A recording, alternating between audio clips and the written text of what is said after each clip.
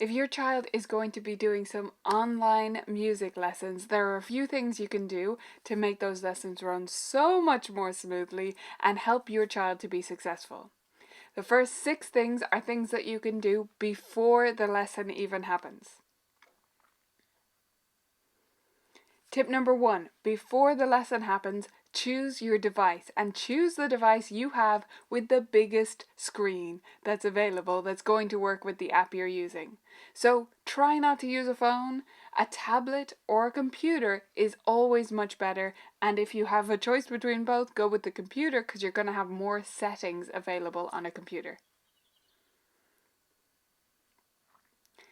Tip number 2 is to set up the device and test it before the lesson time. Test how it's placed, test where you're putting it, test the view that the teacher is going to have, because that's going to have a huge impact on how much they're able to help your child to improve at their instrument. So make sure to set it and test it up before the lesson even happens so that you know how you're going to place it and where you're going to place it. Now, when it comes to actually placing the device, for a piano lesson, I recommend you put it to the side of the piano. What your teacher is going to want to see, most likely, is your child's hands. That's number 1, and then hopefully their face too, because it's great to have their expression too. But the number 1 most important thing is their hands, and that's why at the side of the piano is going to be the best. If you can step it back a couple of feet away from the piano to the side, that's going to be perfect. And try to bring it up to eye level with your child when they're sitting at the keys. Remember how I said to place it a couple of feet back away from the piano to the side? Well, even more important than that is that it's not on the piano. So don't use the piano as your resting spot for the device. If you have a tablet or something, don't put it on the full board or on the edge of the piano, because when they play the keys, that's going to shake. Again and again and again, it's going to make it really hard for the teacher to hear accurately what your child is playing. Make sure it's sitting on something. It can be a little desk, a pile of books, whatever you have on hand, but not directly on the piano. Last couple of things before the lesson starts.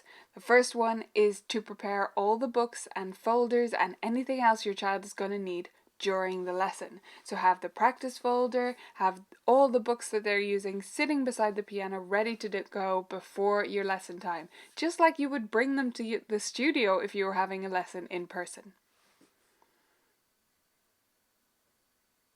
And the last thing to get ready before your child's lesson is a pencil and paper. You never know when those 2 things are going to come in handy, and if they have to go and run for them, it's going to waste some of the lesson time. So have them sitting with your child's books beside the piano, ready to go.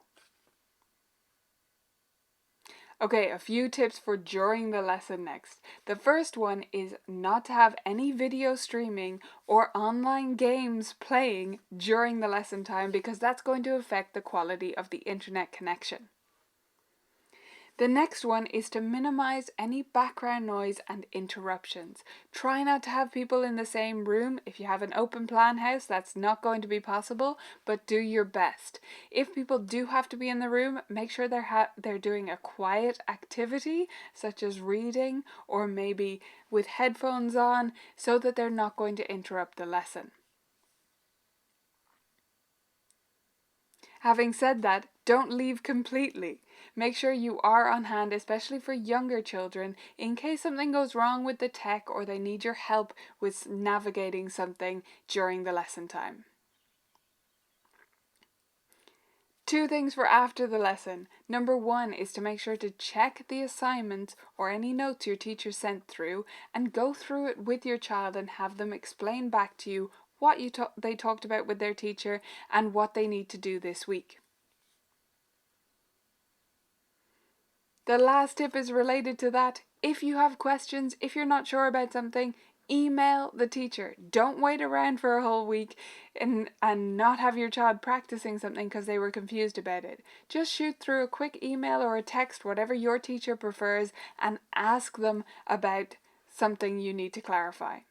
That's it. Your online lessons are going to be so much more successful if you follow these simple tips. Have fun with it.